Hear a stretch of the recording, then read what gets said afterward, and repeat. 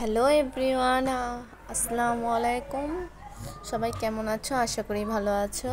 আমি উম্মেহানি ঢাকা থেকে বলছি। যে যেখান থেকে দেখছো আশা করি সবাই ভালো আছো। আমি ব্লগটি শুরু করছি সকাল 6টা থেকে, কারণ আজকে আমার একটু কাজ আছে, সেই জন্য আমি সকালবেলায় সমস্ত রান্নাবাড়া করে নেব, রুটি বানিয়ে নেব, তারপরে দুপুরে রান্না শেষ করে নেব। সেজন্য সকাল থেকে ব্লগটি শুরু করছি। প্রথমে আটার কাই করে নিলাম, আটাটা কাই করে নিচ্ছি। আর সংসারে অনেক রকমের কাজই থাকে, কি করার আর, মেয়েদের সকালে উঠে রান্না তো করতেই হবে। হাজব্যান্ড অফিসে যায়, ভাত নিয়ে যায়, সেজন্য। আর আমি রুটি বানাচ্ছি, এদিকে রুটি খাবো আমি আর আমার মেয়ে রুটি খাই, আর আমার হাজব্যান্ড ভাত নিয়ে যাবে, সেজন্য দুপুরের রান্নাটা সকালেই করি আমি। দুপুরের রান্নাটা আমি সকালেই করি, সেই জন্য আমি একটু তাড়াতাড়ি করছি। আজকে একটু বাহিরে যাব, মার্কেটে যাব, একটু কাজ আছে, সেজন্য রুটিগুলো বানানো শেষ। এই তো, এটা হচ্ছে আমার মেয়ের ফিরে বেলুন, আর আমারটা দুটোই পরিষ্কার করে নিতে হবে। আর এদিকে আমি এই ফাঁকে আমি রুটিগুলো ভেজে নিচ্ছি। বেশি রুটি বানাইনি, 4-5টা রুটি বানিয়েছি, আর চা দিয়ে খাবো, সেই জন্য রুটিগুলো বানিয়ে নিচ্ছি। সংসার লাইফে অনেক রকমেরই কাজ থাকে, কি করার আর, কাজ না করে কি করব। আর সাথে আমার একটা বাচ্চা আছে, ছোট বাচ্চা নিয়ে রান্না বাড়া করতে একটু অসুবিধা হয়, সেজন্য আমি খুব সকালে উঠি, ভোরে উঠি, ভোরবেলায় আমার সমস্ত কাজ শেষ করে নিই। আর এদিকে আমার ব্যাকগ্রাউন্ড ইগনোর করবা তোমরা, কারণ আমার রান্নাঘরটা, আমরা ভাড়া বাসায় থাকি, এই বাসাটা ভালো না একদমই সিস্টেম, সেজন্য কিছুদিন পর আমরা রুমটা ছেড়ে দেবো, তখন তোমাদের সাথে শেয়ার করব নতুন বাসায় গিয়ে ভালো রান্নাঘর সব কিছু। আর এদিকে আমি ডালটা বসিয়ে দিয়েছি, কিছুদিন যাবত হলো ডাল রান্না করি না, সেই জন্য একটু ডাল খেতে মন চাইলো, সেজন্য ডালটা রান্না করে নিচ্ছি। আর আজকে আমি তোমাদের সাথে ঘর গোছানো এইসব শেয়ার করতে পারবো না, কারণ আমি একটু আজকে বিজি আছি, সেজন্য আমি রান্নাবাড়া সকালবেলাই করে ফেলেছি, সকাল থেকেই শুরু করলাম তোমাদের সাথে। আর এদিক তো আমার ডালটা প্রায় রান্না শেষ, এরপর আমি তরকারি রান্না করব, ভাত রান্না করব, এখনও অনেক রান্না বাকি আছে, সেজন্য একটু তাড়াহুড়ো করছি। এই তো মাছগুলো ভেজে নেব এবার একের পর এক।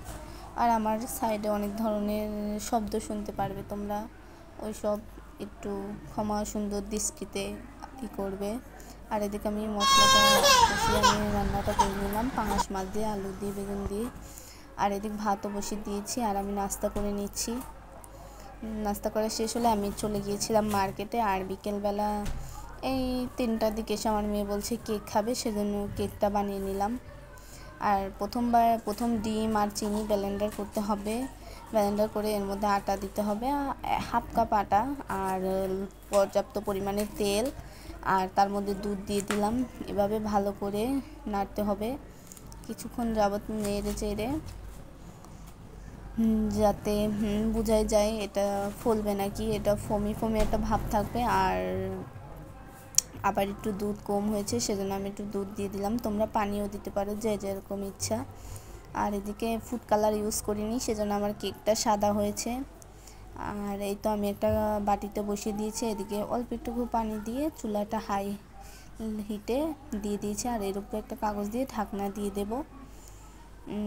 এই তো কিছুক্ষণ, আধা ঘন্টা পর আমি দেখতে পাচ্ছি আমার কেকটা একেবারেই ফুলে গিয়েছে আর হয়ে গিয়েছে। একটু টুথপিক দিয়ে আমি চেক করে নিচ্ছি। আর এদিকে আমার ফোনটা সামনে নিয়েছিলাম, সেজন্য ভাপে ওরকম হয়েছে। আর এই তো আমি টুথপিক দিয়ে দেখছি কেকটা আমার পুরোপুরি হয়ে গিয়েছে। টুথপিকে যদি কেক লেগে থাকে তাহলে হবে না, আর এভাবে করলেই হয়ে যাবে। এই তো আমার কেকটা কমপ্লিট। আমি একটা ডিম দিয়ে, চিনি দিয়ে, আটা দিয়ে বানিয়েছি ঘরে অল্প কিছু উপকরণ দিয়ে। আর কেকটা খেতে অনেক মজা হয়েছে। আর দেখতেই পাচ্ছ কেকটা একেবারে দোকানের কেকের মতো হয়েছে, নরম সফট। কতটা সফট হয়েছে তোমাদের আমি দেখাচ্ছি। এই তো দেখতেই পাচ্ছ ধরে কতটা সফট হয়েছে। আর এভাবে বানালে ইনশাল্লাহ তোমাদেরও হবে। আর একটু শেয়ার করে নিচ্ছি, আমাদের শ্বশুরবাড়ি থেকে কাঁঠাল এনেছিল, তোমাদের সাথে শেয়ার করেছিলাম, সেই কাঁঠালগুলো পেকেছে, সেটাই আজকে বিকেলে ভেঙেছি কাঁঠাল, দেখছি কাঁঠালগুলো পেকে গিয়েছে।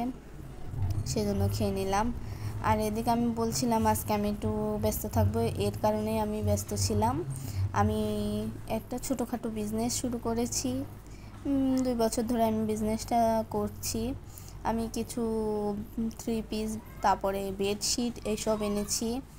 আর তোমরা যারা বিজনেস করতে চাও অবশ্যই করবে। মেয়েদের স্বাবলম্বী হওয়ার দরকার, নিজে একা পথ চলার দরকার, অন্যের ওপর ডিপেন্ডেন্ট না হওয়াই ভালো।